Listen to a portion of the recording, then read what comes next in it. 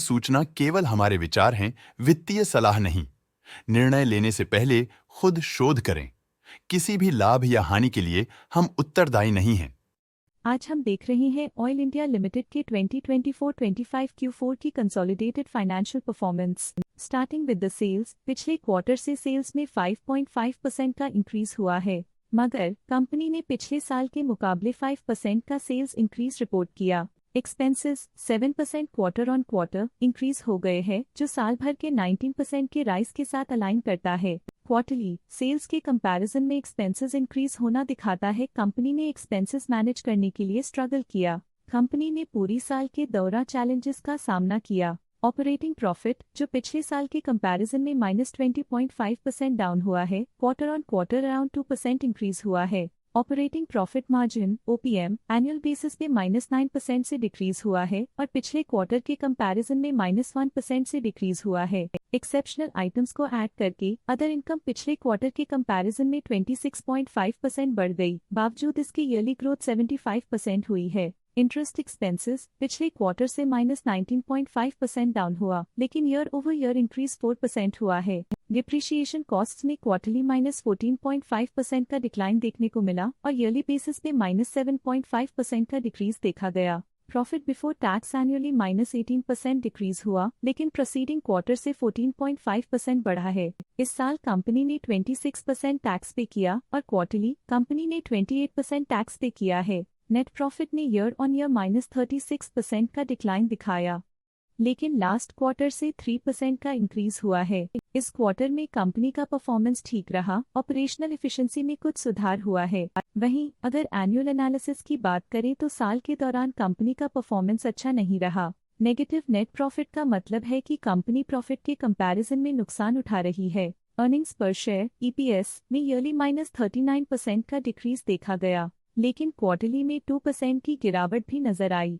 इस क्वार्टर में कंपनी का EPS इतना अच्छा नहीं रहा। नेगेटिव प्रॉफिट कमजोर एफिशिएंसी को दिखाता है। ऑयल इंडिया लिमिटेड के फाइनेंशियल स्नैपशॉट को रिव्यू करते हुए कुछ मुख्य ट्रेंड्स सामने आए हैं जो कंपनी की परफॉर्मेंस पे रोशनी डालते हैं। मार्च 2022 से मार्च 2025 तक ऑयल इंडिया लिमिटेड की फाइनेंशियल जर्नी में सबसे पहले बात करते हैं सेल्स की। इस साल -0.5% की कमी के बावजूद पिछले 4 सालों में सेल्स में 20.5% की वृद्धि हुई है। 3 साल पहले के बढ़ती हुई सेल्स के बाद पिछले 2 सालों से सेल्स गिर रही है, जो ग्रोथ मोमेंटम बनाए रखने में चुनौतियां दिखाता है। अब बात करते हैं एक्सपेंसेस की। इस साल एक्सपेंसेस 11.5% बढ़े हैं और 4 सालों में 36% का इजाफा हुआ है। इस साल हालांकि एक्सपेंसेस सेल्स से थोड़ा ज्यादा बढ़े हैं, मगर ग्रोथ रेट्स का करीब होना स्टेडी ऑपरेशनल कॉस्ट को दर्शाता है। चैलेंजेस से गुजरते हुए ऑपरेटिंग प्रॉफिट ने इस साल -23% की डाउनटर्न देखी, जो एक ट्रेंड को कंटिन्यू करता है। पिछले 4 सालों में -8% की डिक्लाइन के साथ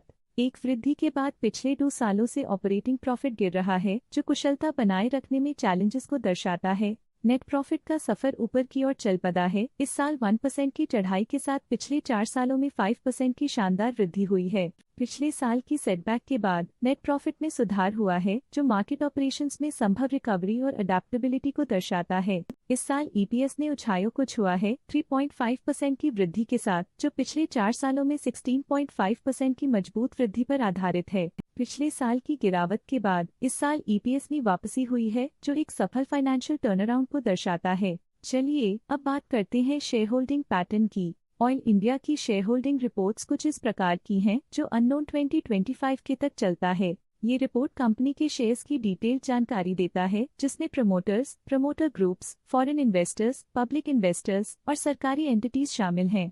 पब्लिक हेल्थ शेयर्स का परसेंटेज 2024 के दिसंबर में 6.8% से 2025 के में 6.65% तक डिक्रीज हो गया। इस डिक्रीज से साफ है कि इस टाइम पीरियड में कंपनी में पब्लिक का हिस्सा डिक्रीज हुआ है। जब कंपनी के शेयर्स का अधिकतम हिस्सा प्रमोटर्स, FII, DII या गवर्नमेंट के पास होता है, तब ये माना जाता है कि कंपनी मजबूत हाथों में है, जो स्थिरता और मजबूत समर्थन को दर्शाता है और इस मार्केट की स्थिरता बनी रहती है। DII डोमेस्टिक इंस्टीट्यूशनल इन्वेस्टर्स ने अपना शेयर होल्डिंग दिसंबर 2024 में 17.25% से 2025 में 18.31% तक इंक्रीज किया। ये बताता है कि डोमेस्टिक इंस्टीट्यूशंस ने कंपनी में अपना इंटरेस्ट 1.06% तक इंक्रीज किया है। फॉरेन इंस्टीट्यूशनल इन्वेस्टर्स के शेयर होल्डिंग में थोड़ा डिक्रीज आया 2024 के दिसंबर से 2025 के में, जो दिखाता है कि फॉरेन इंस्टीट्यूशंस ने अपने स्टेक को क्वार्टर टू क्वार्टर -0.91 से डिक्रीज किया है, जिसे पता चलता है कि उन्होंने अपनी इन्वेस्टमेंट्स को पुल बैक किया है।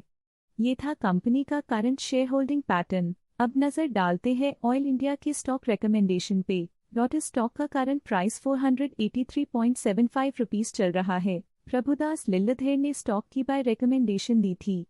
उन्होंने स्टॉक का टारगेट प्राइस 711 का अनुमान लगाया था। रिकमेंडेशन के समय स्टॉक का प्राइस 405.2 चल रहा था, जो करंट प्राइस से 72.4% अप है। ICICI सिक्योरिटीज ने स्टॉक की बाय रिकमेंडेशन दी थी। उन्होंने स्टॉक का टारगेट प्राइस 580 का अनुमान लगाया था। रिकमेंडेशन के समय स्टॉक का प्राइस 424.75 चल रहा था, जो करंट प्राइस से 40.7% अप है। EMK ग्लोबल फाइनेंशियल सर्विसेज ने स्टॉक की बाय रिकमेंडेशन दी थी। उन्होंने स्टॉक का टारगेट प्राइस 580 का अनुमान लगाया था। रिकमेंडेशन के समय स्टॉक का प्राइस 424.75 चल रहा था, जो करंट प्राइस से 40.4% अप है। आनंद राठी ने स्टॉक की बाय रिकमेंडेशन दी थी। उन्होंने स्टॉक का टारगेट प्राइस 644 का अनुमान लगाया था। रिकमेंडेशन के समय स्टॉक का प्राइस 525.25 चल रहा था, जो करंट प्राइस से 32.8% अप है। आज के लिए फाइनेंशियल सेक्टर में इतना ही। देखने के लिए धन्यवाद। स्टॉक लेटेस्ट न्यूज अपडेट के लिए चैनल को सब्सक्राइब करें और वीडियो को लाइक एंड शेयर करें।